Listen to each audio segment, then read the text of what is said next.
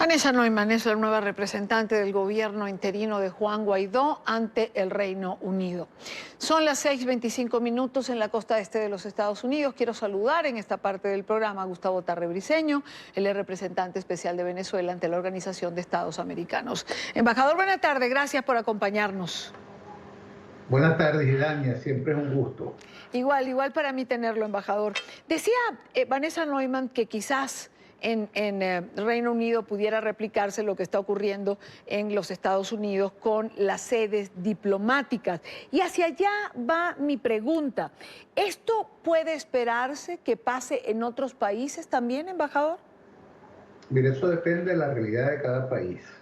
La embajadora Vanessa Neumann tendrá alguna información que le permita hacer esa afirmación. No me pida a mí, Dani, que la rectifique o la niegue. Yo no tengo ninguna información relativa al Reino Unido, ni en favor ni en contra. En todo caso, su palabra vaya adelante, pero yo no podría ni Claro, ratificar ni negar. no me estaba refiriendo particularmente al, la usé como ejemplo de lo que ella dijo.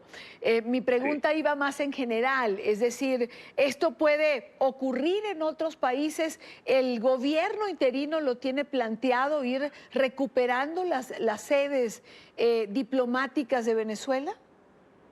Esto se está haciendo, Idania, en el caso de los Estados Unidos, en estricta consulta con el país receptor, es decir, con el gobierno de los Estados Unidos. Y por eso te insisto, el problema depende de lo que cada uno de los gobiernos haga. No está planteado de que las representaciones diplomáticas venezolanas vayan a ocupar los locales sin una coordinación con el país receptor.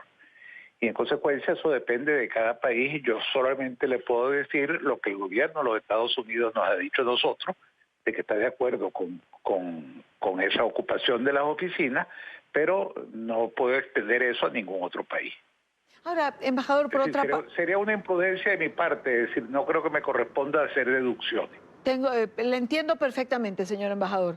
Hablemos un poco del aspecto, hablemos un poco de ese estado en que se han encontrado las oficinas, que son realmente deplorables y uno poco puede entender cómo una agregaduría militar o una sede diplomática pueda encontrarse en ese estado de abandono. Bueno, eso se corresponde a la situación general del país. Cuando las autoridades del gobierno legítimo de Venezuela entren, por ejemplo, al complejo refinador de Paraguaná, lo que se van a conseguir allí va a ser quizás peor que lo que hemos visto nosotros en la agregaduría militar en Washington.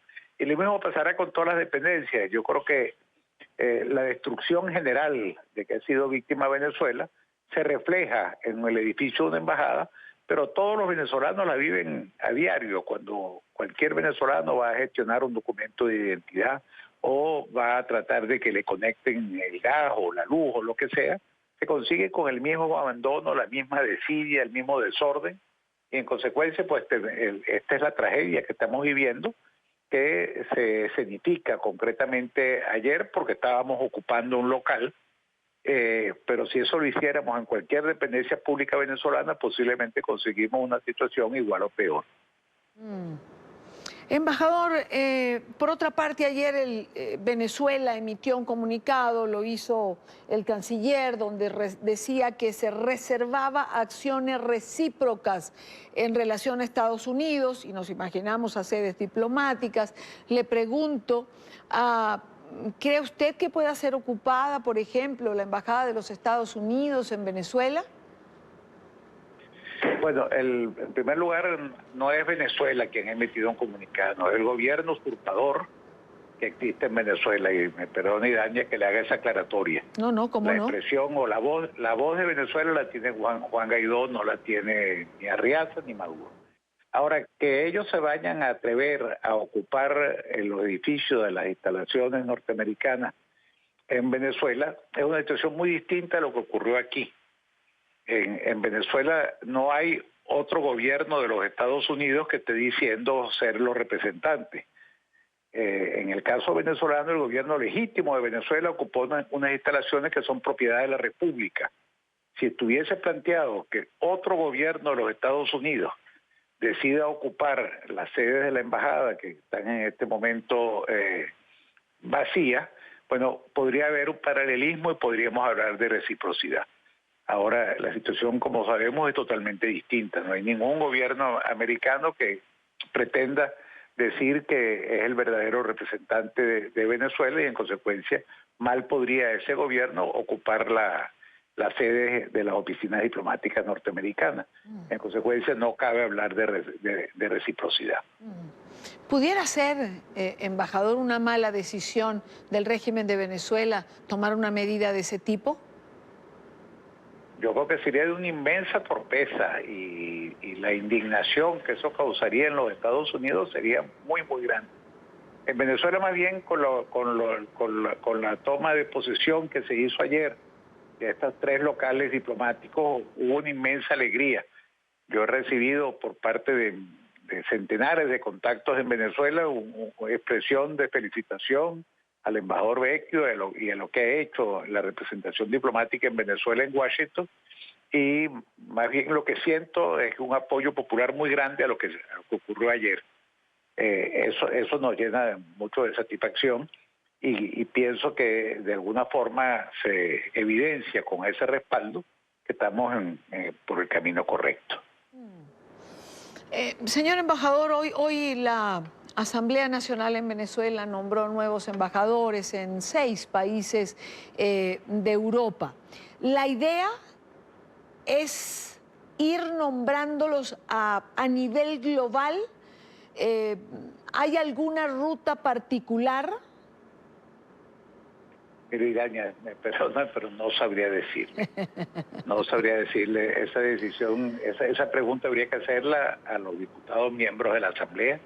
Yo me enteré, igual que ustedes, de su nombramiento, no tengo ninguna objeción a ello, pero no sé si se obedece a un plan en particular, porque un país ahora, otro país después, no les sabría decir.